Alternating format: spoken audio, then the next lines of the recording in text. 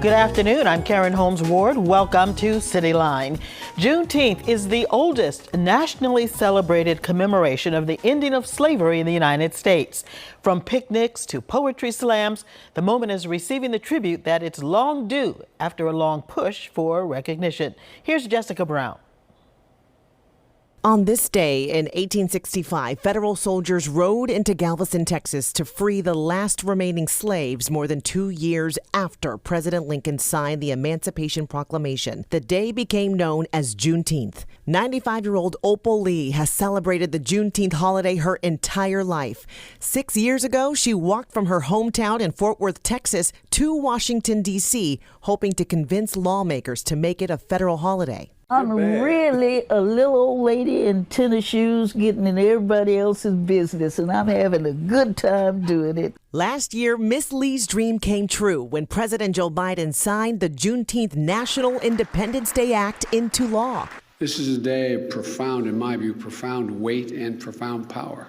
This weekend, as in years past, she planned to take a 2.5-mile walk in Fort Worth to recognize the 2.5 years it took for news of freedom to reach all enslaved people in the U.S. Well, it's an exciting week. Imari Paris Jeffries is the executive director of King Boston, the organization behind the Embrace sculpture, and hosted the Embrace Ideas Festival last week, all to coincide with the Juneteenth celebration. The inaugural event brought together local, state, and national leaders.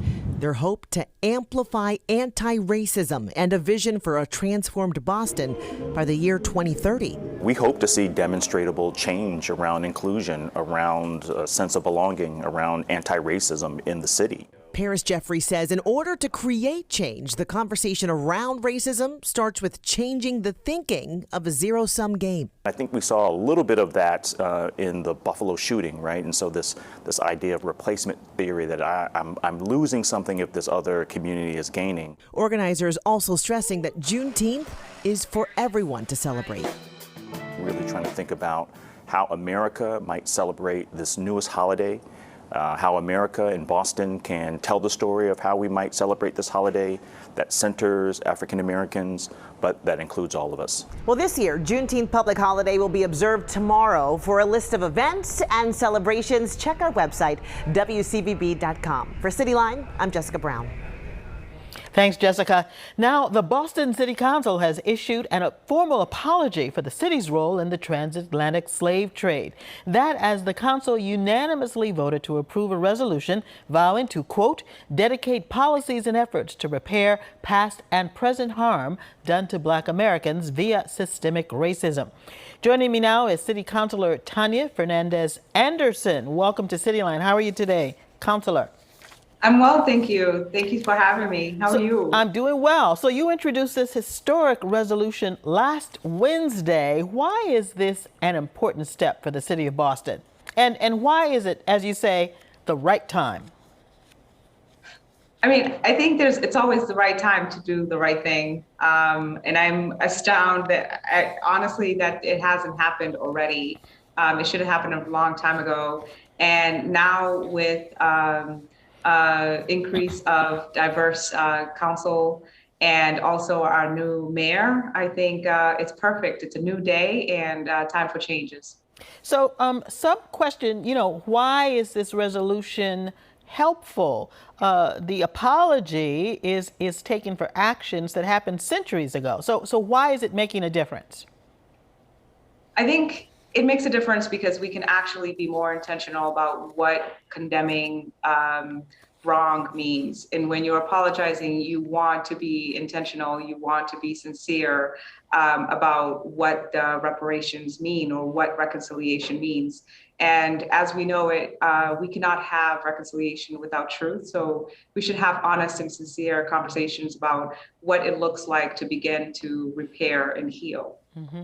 So other advocates have pushed for the renaming of Faneuil Hall, which is right across the street from where you hold council hearings there in City Hall. Of course, those who are students of history know that Faneuil Hall was named after one of the richest slave traders in Boston.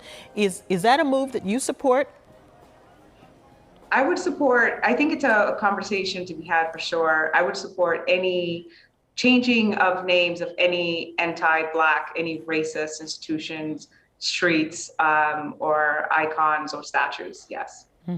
Earlier this year, one of your fellow city councilor members, Councilor Julia Mejia, proposed a commission to study reparations for Black Bostonians. Where does that stand? And what's the next step in that process?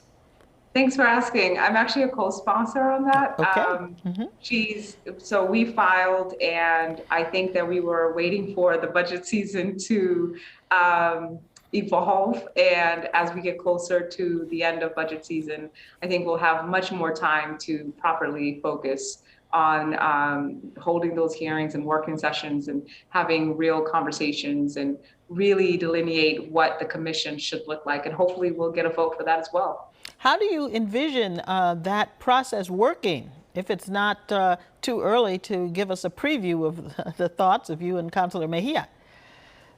I think a commission would actually employ certain people, professionals, community advocates, a collaboration of sort of an ecosystem in our community in the city of Boston to really talk about what reparations and for whom, and I guess in different ways too, right? So it could be economic or education, housing in different ways. So I think that's the purpose of it, to hold these meetings, to be able to have conversations and truly understand and execute a plan. So it's not necessarily give all Black Bostonians, you know, a $100 bill or some cash amount. That's not the end all to the process.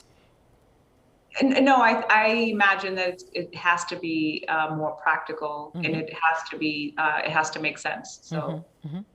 All right, Councilor Fernandez Anderson, thank you for being here to talk about the recent actions in Boston City Council and what's coming up next. Be well. I appreciate you. I look forward to speaking with you again. All right, up next, unearthing local Black history.